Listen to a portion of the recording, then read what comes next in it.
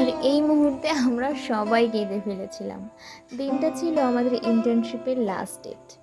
আমরা গত 6 মাস ধরে 4 জন একসাথে কাজ করছিলাম, একসাথে খাওয়া ওঠা বসা যাওয়া এভরিথিং।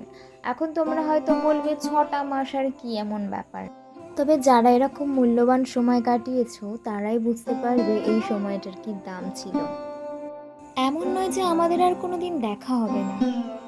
হ্যাঁ, দেখা হবে, কথা হবে, আমরা একসঙ্গে ঘুরতেও যেতে পারি।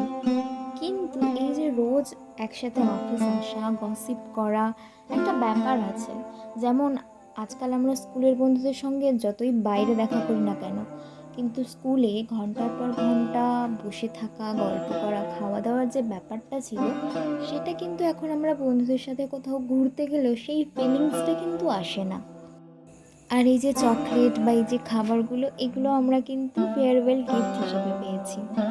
যত একটা একটা করে গিফট পাচ্ছিলাম আমাদের তত বেশি মন খারাপ হচ্ছিল।